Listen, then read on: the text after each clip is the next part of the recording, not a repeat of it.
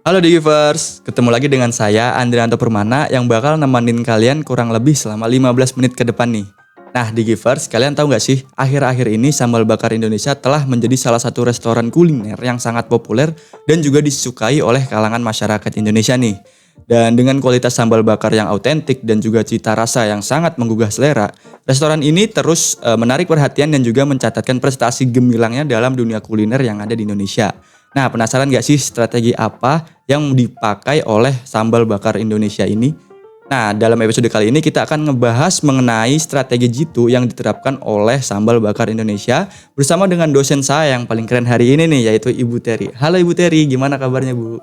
Alhamdulillah baik banget Andre. Andre sendiri gimana kabarnya? Alhamdulillah saya juga baik Ibu, dan semoga teman-teman yang nonton podcast kita pada kali ini semuanya dalam keadaan sehat walafiat. Amin. Oke, mungkin tanpa berlama-lama lagi kita langsung aja nih Bu ke tema sharing session kita pada kali ini yang pastinya seru banget untuk kita kulik. Dan berbicara mengenai sambal bakar Indonesia nih Bu, Ibu sendiri tahu gak sih Bu sosok Iben di balik viralnya sambal bakar Indonesia? Wah, tahu banget. Siapa yang nggak tahu Iben gitu ya? Sambal bakar Indonesia ini mungkin sekarang lagi cukup viral gitu ya di media sosial. Karena saya juga taunya sambal bakar Indonesia ini karena lewat media sosial gitu ya. Dan mungkin Ibennya sendiri juga udah deket ya sama teman-teman karena dia juga punya follower yang cukup banyak di media sosialnya. Jadi Iben ini kan yang nama aslinya Benyamin Master Adi Surya gitu ya teman-teman. Dan mungkin teman Digivers lebih mengenal dia sebagai influencer gitu ya. Karena dia punya banyak konten gitu di media sosial.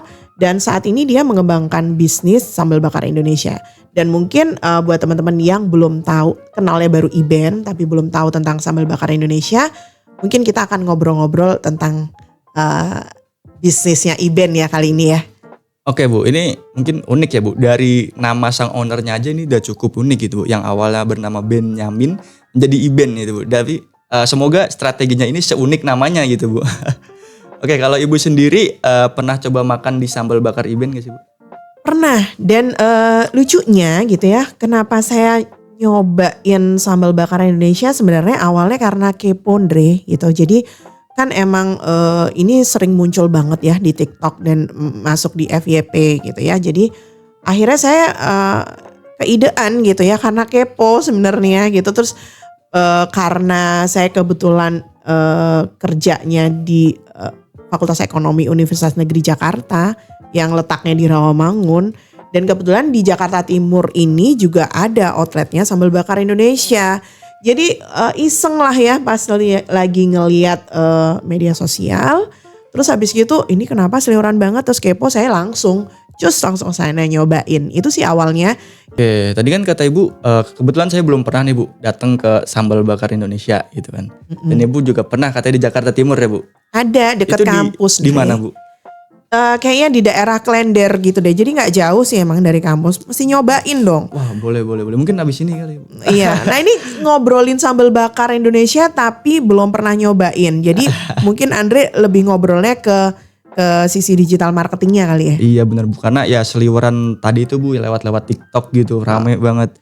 Nah ya sambal bakar Indonesia itu antrinya Masya Allah banget Bu. Kalau dilihat di TikTok gitu Bu.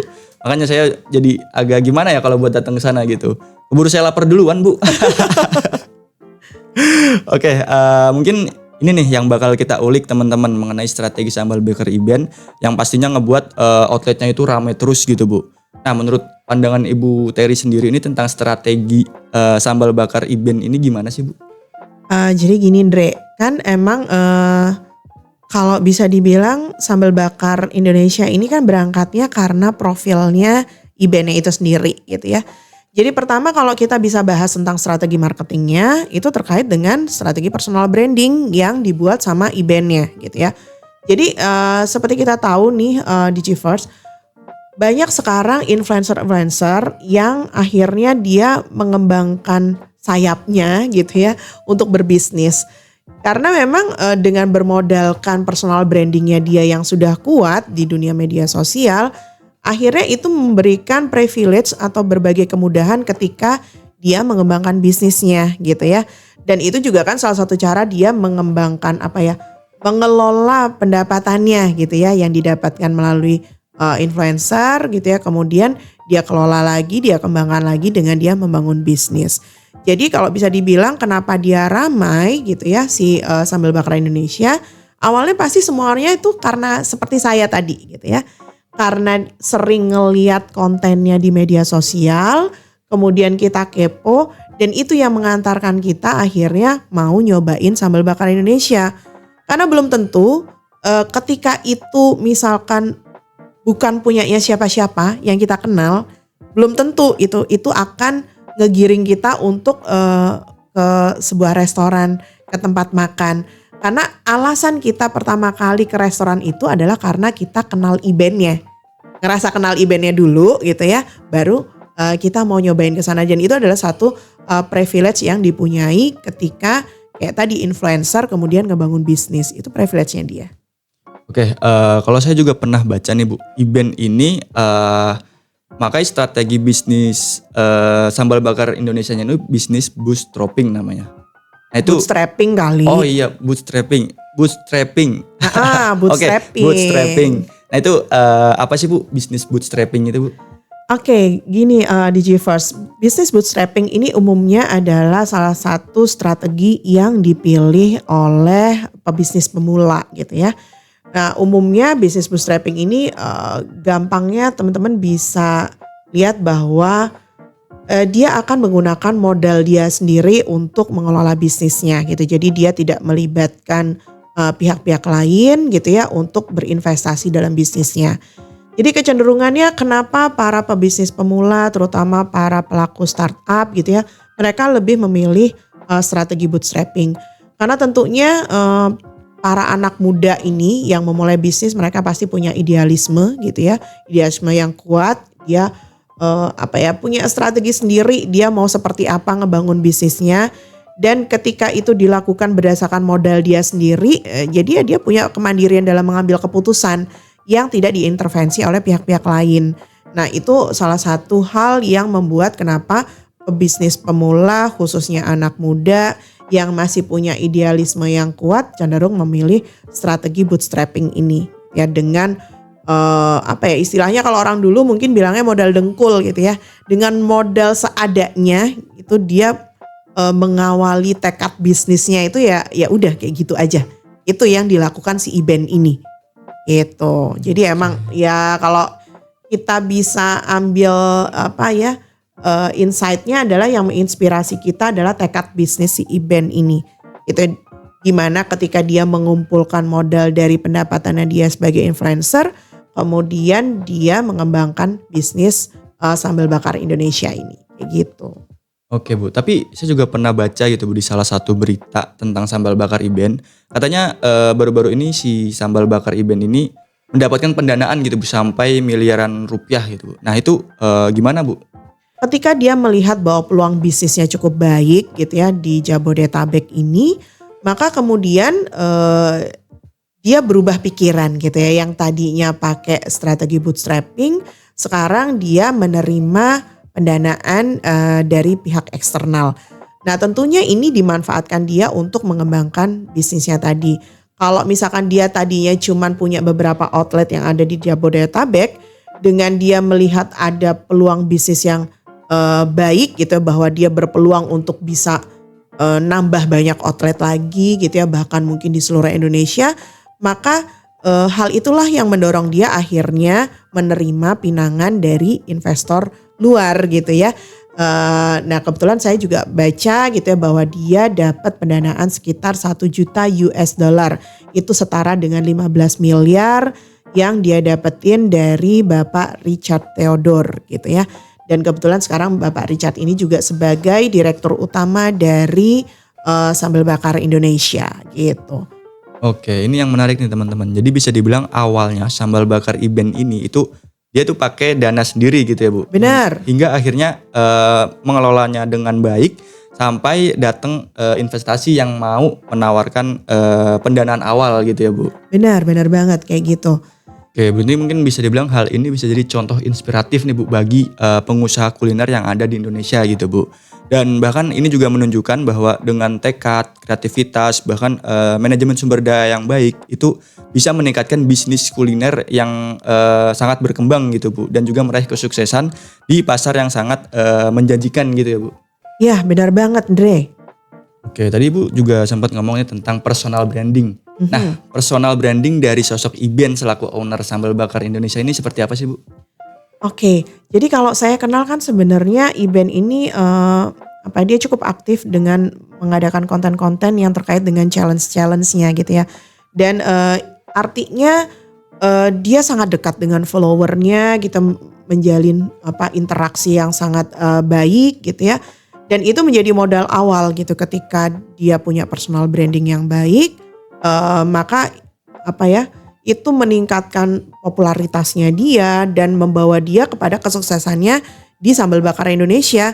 Karena bisa jadi mungkin ketika misalkan Iben ini bukan siapa-siapa gitu ya, atau suatu restoran atau rumah makan bukan punya siapa-siapa, bisa jadi belum tentu orang dipromosiin langsung berangkat ke sana gitu kan ya. Tapi dengan melihat profilnya Iben, mungkin itu yang membuat orang percaya gitu ya. Jadi kalau Ibennya seru, kemungkinannya bisnisnya juga seru. Kalau Ibennya reputasinya bagus, kemungkinan bisnisnya juga punya reputasi yang bagus kan kayak gitu. Jadi ya personal branding ini jadi daya tarik tersendiri gitu ya. Orang mungkin penasaran jadi pengen tahu, siapa tahu nanti Ibennya nongkrong di sana, bisa foto bareng mungkin kayak gitu. Atau bisa jadi pas kita makan terus dia lagi bikin konten, terus kita juga ikutan masuk di kontennya, misalkan jadi reviewernya di kontennya dia atau kayak gimana, kan sangat mungkin gitu ya. Jadi mungkin saya bisa bilang orang yang datang ke sana itu nggak cuman bener-bener pengen makan, mungkin sosok Ibennya ngebawa image tersendiri terhadap Sambal Bakar Indonesia. Nah, terus habis gitu kalau kita ngomongin sekarang tentang produk yang ada di Sambal Bakar Indonesia sendiri. Coba kita apa nih Andre yang bisa kita obrolin tentang produk-produk yang ada di Sambal Bakar Indonesia? Oke, mungkin bisa dibilang saya pernah lihat-lihat di TikTok gitu Bu, yang sangat menarik itu katanya yang enak tuh sambal bakar bawangnya gitu Bu. Nah iya benar banget gitu ya. Jadi emang gini Andre, kalau tadi kita ngomongin tentang berbagai strategi terkait dengan investasi dari bootstrapping, kemudian personal branding kita lihat dari strategi digital marketingnya dia gitu ya, gimana dia ngebangun konten-kontennya. Tapi terlepas dari itu semua, yang paling penting Dre adalah kualitas dari produknya dia sendiri, kualitas dari layanan yang diberikan melalui rumah makan atau restorannya sendiri. Itu balik lagi ke situ. Karena mungkin yang bisa dijual ketika beriklan gitu ya atau di konten itu harus bisa dibuktikan juga gitu ketika orang datang ke sana. Kayak tadi ketika saya misalkan ngelihat di TikTok gitu ya, ada promonya tentang sambal bakar. Nah kemudian itulah yang mendorong saya akhirnya kepo pengen nyobain di sana. Dan ketika saya nyobain di sana, harusnya iklan tadi bisa dibuktiin bahwa rasanya di sana itu adalah seenak seperti yang saya bayangkan ketika saya mau berangkat. Bener kan? Bener. Gitu. Jadi ketika nanti saya ngantri di sana kemudian saya nyobain rasanya ternyata gak sesuai sama iklannya, maka gak 2 kali orang akan ke sana. Gitu ya. Jadi kita gak bisa cuman berpatokan bahwa kita beriklan udah beres. Tapi benar-benar memang kualitas dari layanan, kualitas dari produk itu juga harus jadi satu strategi yang penting untuk diperhatikan bagi para pebisnis, utamanya yang kita ngobrolin adalah di bidang food and beverage gitu ya, di bidang kuliner kayak gitu. Kayak tadi kamu bilang tentang sambal bakar bawang, itu emang kayak otentik punyanya dia. Dan begitu orang kesana pasti yang diobrolin ya tentang sambal bakar bawang tadi. Oke, berarti bisa dibilang dengan kualitas rasa dan juga kualitas pelayanan itu bisa ngebuat konsumen ini bisa balik lagi gitu ya Bu ke Sambal Bakar Bener Indonesia. banget. Oke, nah tapi kalau dari tadi kita ngomongin tentang sambal nih saya jadi lapar Bu. Makanya karena dari awal kamu ditanyain belum pernah coba. Terus kita siang-siang kayak begini ngobrolin tentang makanan, ya pasti lapar lah jadinya. Ya mungkin habis ini kita langsung sono aja kali ya Bu. Bener ya, jadi Siap. kita ngebuktiin ini cuman konten atau realnya oke nih gitu ya. Oke siap. Tapi sebelum kita ke sana, dari Ibu sendiri ada menu favorit nggak sih Bu?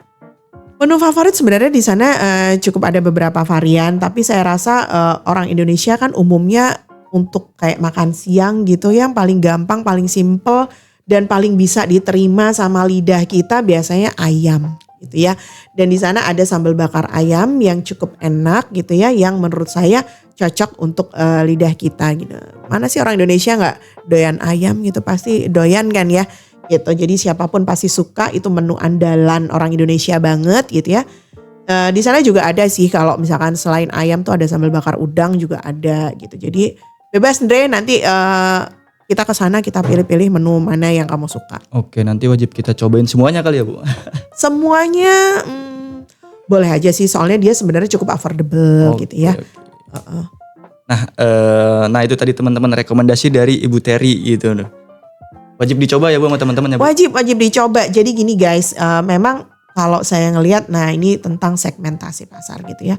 Jadi segmennya si sambal bakar Indonesia ini Andre memang mungkin untuk orang-orang yang kayak kamu mahasiswa mau makan, atau saya karyawan mau makan siang. Nah dia relatif bisa dikatakan harganya cukup terjangkau gitu ya, cukup terjangkau. Jadi itu juga ya strategi penetapan harga dia yang menyediakan makanan dengan cita rasa yang baik gitu ya, tapi dengan harga yang affordable atau terjangkau.